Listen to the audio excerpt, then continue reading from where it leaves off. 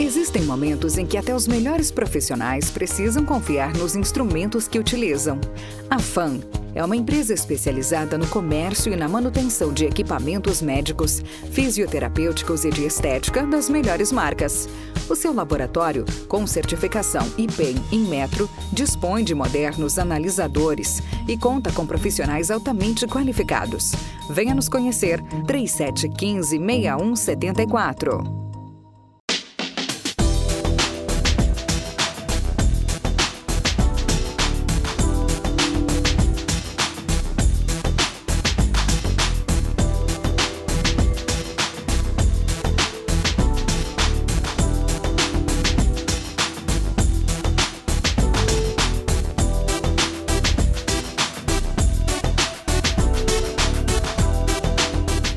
Oi gente, tudo bem? Hoje de novo com mais um programa Estética Day aqui pela TV Poços. E hoje nós vamos falar de um tema muito importante para a nossa saúde mental. Nós vamos falar sobre autoestima, autoavaliação e autoconhecimento. O convidado especial do programa Estética Day hoje, comigo, Jussara Marrique, é meu amigo, ele é psicólogo, ele também é doutorando. Aliás, gente, ele é chiquérrimo, ele tem até livro publicado na área do trabalho dele, viu? É o psicólogo, então, Cristiano Andrade. O Cris, além de fazer o atendimento clínico, ele também trabalha no RH lá da prefeitura. Cris, é isso tudo mesmo no seu currículo ou faltou falar mais coisas aí, hein? É isso mesmo, Ju, que a gente está em construção. Primeiramente, muito obrigado pelo convite, pelo carinho de sempre, espaço que você sempre abre para nós conversarmos sobre promoção de saúde e sobre bem-estar humano. Penso eu que a sociedade está precisando dialogar cada vez mais sobre essas temáticas e você sempre muito preocupada e cuidadosa em oferecer isso para a comunidade. Gente, ele é um fofo, né? Ele é uma graça, ele é super inteligente, ele é dedicado, ele é estudioso, mas eu vou ter que contar aqui para vocês um defeito do Cristiano Andrade. Vou ter que contar, não tem jeito. O Cris tem um defeito. Ele é psicólogo, ele é meu amigo e ele não me atende. É isso mesmo, Cristiano? É isso, já contextualizando para o público por que eu não te atendo, porque nós somos amigos. E aí, se nós formos fazer uma terapia, não vai ter aquele efeito de ordem a trabalhar efetivamente as suas emoções, porque nós já temos um vínculo construído. E em terapia é importante que nós tenhamos um laço, porque sem laço não se constrói relação nenhuma. Mas é importante que tenhamos uma neutralidade. Por mais que digam que a neutralidade científica não existe, que em todas as relações há uma impressão daquilo que nós somos, mas quando a gente pensa em fazer um atendimento em consultório, é importante que não se tenha conhecimentos a priori, né? A gente precisa suspender o a priori, para que a gente possa fazer uma escuta neutra, compreensiva e principalmente diferenciada. Se a gente faz uma escuta de um amigo, o risco que se tem é virar um papo de compadre e comadre. Ô Cris, mas brincadeiras à parte, Sim. Eu gosto sempre de colocar isso, porque você realmente é um profissional muito importante, eu acho que para as pessoas que você atende lá no seu trabalho, e eu sou muito grata porque tive a honra de trabalhar com você durante 3 anos e meio lá na prefeitura, e você me ajudou demais, e o convite hoje para estar aqui no Estética Day é porque eu sei que de alguma forma você vai tocar aí o coração e a mente das pessoas que vão te escutar. Gente, prestem atenção que eu vou começar com a primeira pergunta, que eu sei que ela é muito importante pra gente, tanto para as mulheres quanto para os homens. Cris, como que a gente define então a autoestima? Ju, autoestima é mais que nós pensarmos naquela questão que todo mundo diz, eu sou ótimo, eu sou perfeito, eu sou isso, eu sou aquilo. Ter essa percepção de que é ótimo, a gente pode esbarrar em uma percepção narcísica do ser humano. Ter uma boa autoestima é saber lidar consigo e ter uma boa aceitação do modo como você é. Não é querer ter uma vida ideal, um corpo ideal, um jeito de ser ideal, mas é dar conta de se amar, de se respeitar e se cuidar da melhor forma, sendo quem se é. Isso é ter uma boa autoestima. Cris, então, mas por exemplo, você deu essa introdução. Como que a gente consegue permear os caminhos para chegar? Parece quase um conceito perfeito, isso que você falou da autoestima. É tão difícil. Exato, porque assim, se a gente for parar para pensar, a gente está numa sociedade em que hoje não há uma busca pela realidade concreta, mas sim uma busca pela realidade ideal. As pessoas são o tempo todo convidadas pela mídia a ter um corpo ideal, a ter uma roupa X, um sapato Y. E se esquecem dos valores internos, Ju.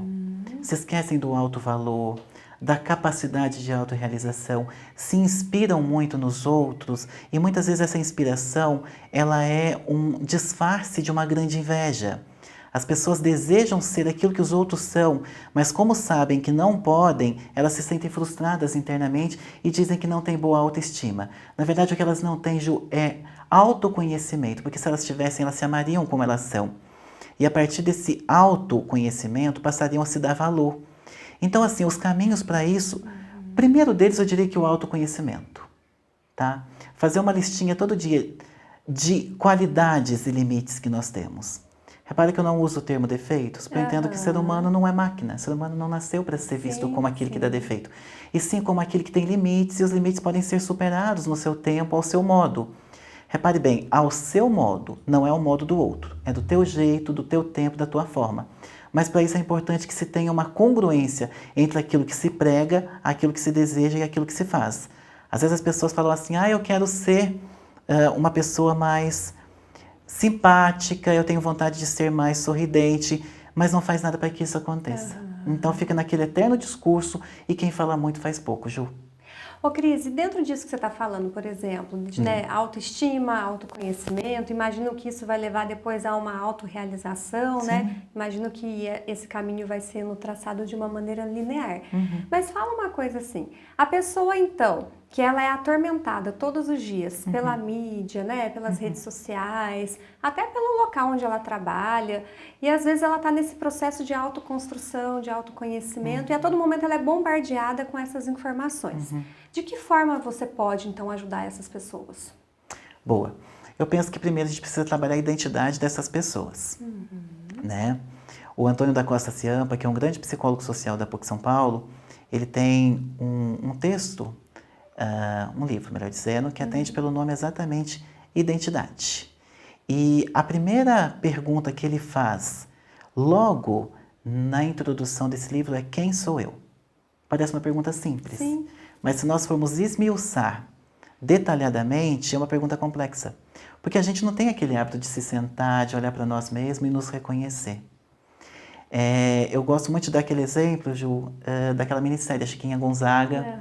Na última cena da minissérie, as 3 fases do ciclo vital da Chiquinha estão sentadas em uma cama.